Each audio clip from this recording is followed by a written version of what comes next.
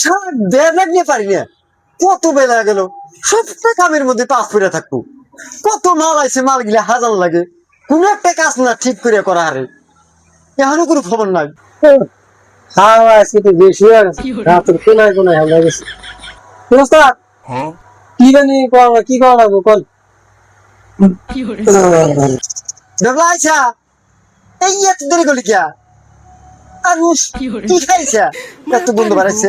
করেন না ওস্তাদ, দেখলাম যে 9 কেজি কম 10 কেজি মাংস নিয়েছিলেন তো, এই মাংস নিয়ে যে বানাইলো, রান্না করে গেলো, তারপরে খাওয়া দাওয়া করে আইসি দেরি হইলো। গপ্প করো রেখে জাগাবাস না, আমি পিএসের গন্ধ পাইতেছি, ওকে খাসি মাংস খাইছি। ওস্তাদ কি দিশা হইল নি? ওই তিহাসা তো কত কি দিয়ে ভাত খাইছা? ওস্তাদ এটা মিশা তো বললো, ধরা বসি যে আসলে আমি কাঁচা মরিচ দিয়ে পেঁয়াজ দিয়ে পান্তা ভাত খাইছি।